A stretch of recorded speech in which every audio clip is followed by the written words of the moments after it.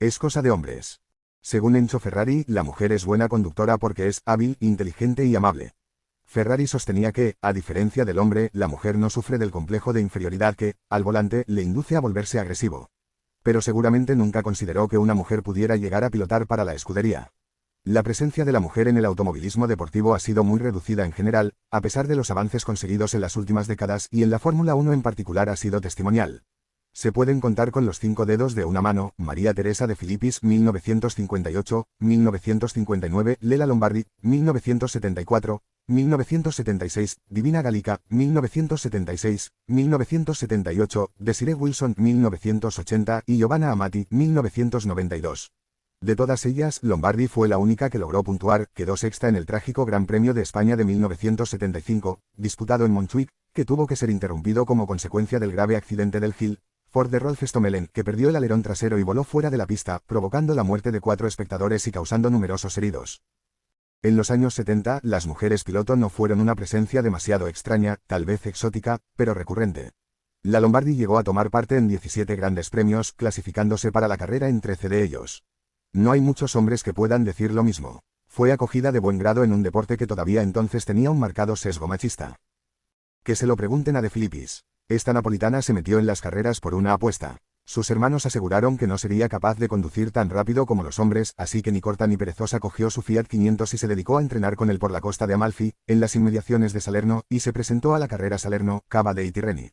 Y la ganó. Seguramente, los hermanos de María Teresa no volvieron a apostar, al menos contra ella, nunca más. Menudas debían ser las de Filippis. Su madre, que nunca se opuso a su carrera como piloto, solo le dio un consejo: ve despacio y gana, le dijo, algo que coincide con la filosofía pragmática del gran Juan Manuel Fangio. Un buen piloto es aquel que gana corriendo lo más lentamente posible.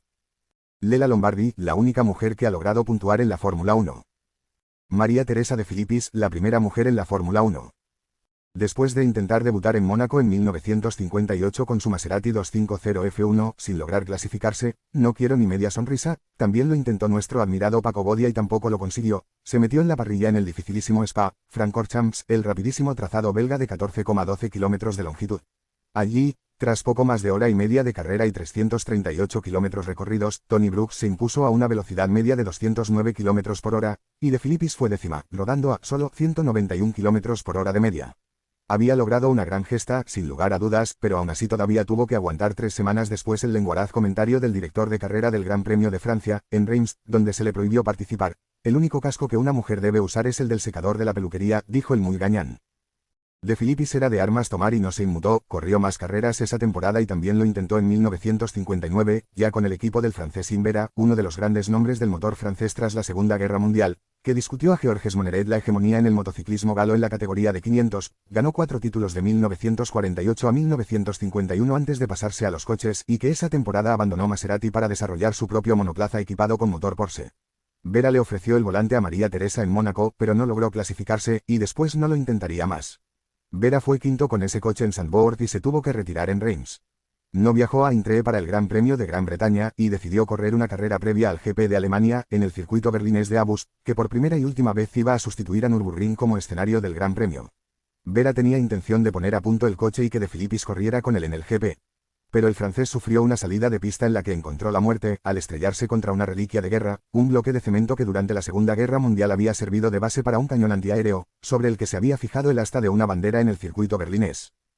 Aquello fue determinante para la napolitana, que había sido testigo de un periodo especialmente luctuoso para la Fórmula 1. Luigi Musso muere en Reims en julio de 1958, Peter Collins en Nürburgring un mes después, Stuart Lewis Evans en octubre, tras sufrir un accidente en el GP de Marruecos.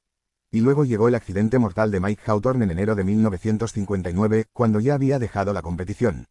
Tanto dolor pesó mucho en el ánimo de María Teresa, que decidió dejar de competir. ¿Por qué se retiró?, le preguntó James E.B., periodista de The Observer muchos años después, a una anciana de Filippis que iba camino de los 80 años de edad. A lo que contestó: porque habían muerto demasiados amigos. Hubo una sucesión de muertes: Luigi Musso, Peter Collins, Alfonso de Portago, Mike Hawthorne. Luego Jim Vera murió en Berlín. Eso, para mí, fue lo más trágico porque fue en una carrera en la que debería haber participado yo. De Filippis no dudaba de que la mujer fuera capaz de competir en automovilismo, pero reconocía que el físico iba a ser determinante. Siempre habrá pocas mujeres. La fuerza física necesaria no es una característica femenina, confesó a Eve. No obstante, seguía sorprendida de que tan pocas mujeres hubieran seguido sus pasos. María Teresa aseguró: quizás, simplemente, no les apetece. Luego, por supuesto, está la cuestión del dinero. Muchos patrocinadores no creen que una mujer pueda competir en igualdad de condiciones. Es una pena porque creo que habría un gran interés si una mujer tuviera una oportunidad en la Fórmula 1. Como dijimos antes, tras ella llegaron Lombardi, Galica, Wilson y Amati. Desde que esta última intentara clasificarse sin éxito en los grandes premios de Sudáfrica, México y Brasil con el Brabham, ya de 1992, ninguna mujer se ha plantado en pista con la intención de correr una carrera. Eso sí, desde entonces ha habido varias mujeres que han ejercido como pilotos de pruebas en diferentes escuderías. Fueron Sarah Fisher en McLaren 2002, Catherine Ley en Minardi 2005, María de Villota en Marussia 2012, la cual tuvo un gravísimo accidente durante unas pruebas de velocidad en un aeródromo británico, que logró superar, pero le dejó secuelas neurológicas que, súbitamente, le costaron la vida año y medio después. Simona de Silvestro en Sauber 2014, Susie Wolf en Williams 2012, 2015, Carmen Jordá en Lotus Renault 2015, 2016 y Tatiana Calderón en Sauber Alfa Romeo 2017, 2019. Todo patas arriba. La única mujer a la que Enzo Ferrari dio una oportunidad en su mundo automovilístico fue a su esposa, Laura Garello, e incluso estuvo dispuesto a romper con todo y con todos para defender su posición. No fue una cuestión de caballerosidad ni de amor desmedido, porque Il Commendatore era un reconocido mujeriego, fue infiel desde muy pronto a su esposa, y tuvo un hijo fuera del matrimonio, Piero, nacido en 1945 de su relación con Lina Lardi, que era secretaria en Maranello. Durante años, Ferrari llegó a tener dos vidas paralelas, manteniendo dos casas y dos familias. La muerte de su hijo Dino en 1956 marcó un distanciamiento de su esposa Laura, muy afectada por la pérdida. Con Lina Lardi encontraba sosiego, pero aún así fue inevitable que incurriera en nuevas infidelidades, precisamente él, que por encima de todo admiraba de los demás la lealtad inquebrantable hacia él. Dime de qué presumes. Después de que muriera Luigi Musso, Ferrari ofreció consuelo y apoyo a su pareja, la joven actriz Fiamma Breschi, que llevaba desde los 17 años al lado del piloto, 10 años mayor que ella, que había abandonado a su mujer y su hija por la rubia Fiorentina. Cuando se mata Musso, Breschi echa pestes de Hawthorne y Collins, a quien es culpa de la presión que sufría Musso. Incluso intentó arrojarse por una ventana cuando le dieron la trágica noticia, pero la ágil intervención de Beba, la esposa de Fangio, y Lulu Trintignant, esposa del también piloto Maurice Trintignant, tío del afamado actor francés Louis Trintignant, que también hizo sus pinitos en Le Mans y los rallies, impidieron que lo hiciera. Muchos años después de la tragedia, Breschi participó en el documental La vida secreta de Enzo Ferrari, en el que desveló sus sentimientos hacia los ingleses. Los odié porque tenía conocimiento de ciertos hechos que no eran correctos, y también porque cuando salí del hospital donde había conocido el estado irreversible de Musso, y volví al hotel, los encontré a la entrada, riendo y jugando un partido de fútbol con una lata de cerveza vacía. Así que cuando ellos murieron, también fue liberador para mí. De lo contrario, habría tenido sentimientos desagradables hacia ellos para siempre. De esta manera pude encontrar una sensación de paz. Ferrari comenzó a cartearse con la Breschi con mucha frecuencia, la anima a acudir a Maranello, cultiva su amistad y pretende mucho más que eso. Me mandaba cartas todos los días, a veces más de una, y también se le declaró en más de una ocasión, sin importarle los 36 años que les separaban. Ya en 1962 se quería casar conmigo. Me lo pidió hasta que se murió en 1988, pero yo siempre le dije que no. Nunca estuve enamorada de él. Mi único amor fue Luigi Musso, aunque con Enzo Ferrari tuve una relación maravillosa. De todos modos, la declaración de amor de Ferrari en la Italia de aquellos años, donde todavía resonaban los ecos de la escandalosa relación adúltera entre Roberto Rossellini e Ingrid Bergman, era poco más que un brindis al sol, porque la legislación italiana no autorizaba el divorcio. De hecho, Laura Garello y Enzo Ferrari no se separaron legalmente hasta 1975, sin poder divorciarse, y Piero Lardi Ferrari no fue reconocido como hijo legítimo de Don Enzo hasta la muerte de su legítima esposa Laura, en 1978, cuando ya llevaba 10 años trabajando para la marca de Maranello. En cualquier caso, a pesar de haber tenido un hijo de otra mujer y de haberse arrojado en los brazos de quién sabe cuántas, Laura Garello siguió siendo una mujer muy importante para Ferrari, tanto que no dudó un momento en poner patas arriba toda la fábrica por ella. Tras la muerte de Dino, Laura se implica en la actividad diaria de la escudería, quizás como forma de evadirse de la terrible pérdida, quizás como un modo de controlar de cerca los movimientos de su desleal esposo. Quién sabe, y Ferrari no pone coto a sus inquietudes que en un momento dado llegan a incomodar a sus colaboradores directos, tomando decisiones administrativas de gran importancia sobre la marcha de la fábrica. El primero que pone el grito en el cielo es, ni más ni menos, que Carlo Chitti, a quien había contratado en 1957 procedente de Alfa Romeo para trabajar junto a Vittorio Jano en el desarrollo del Ferrari 246 F1, con el que Hawthorne fue campeón del mundo en 1958. Chitti, además, sustituyó a Andrea Fraschetti como responsable del diseño del Ferrari 156 Sarnose, nariz de tiburón, el primer Ferrari de motor trasero.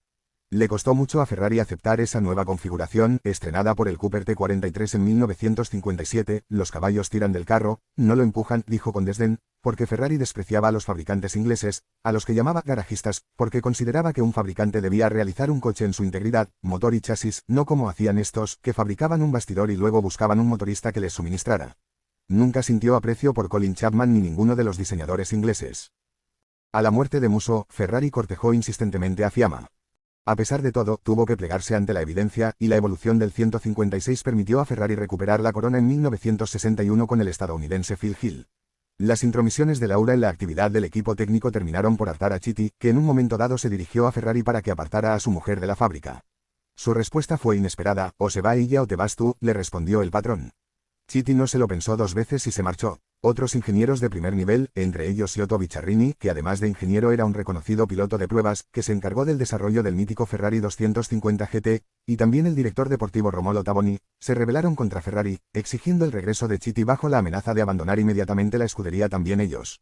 La inquietud en la fábrica fue en aumento. Ferrari los convocó a una de las reuniones periódicas del equipo, y terminada esta, según fueron saliendo de la sala, una secretaria les entregó la carta de despido en la que se les invitaba a abandonar la marca. Fueron 5 ingenieros y gerentes los que se sumaron a la marcha de Chitty, lo que supuso una completa reorganización de la dirección técnica del fabricante que acababa de ganar el Mundial de Fórmula 1.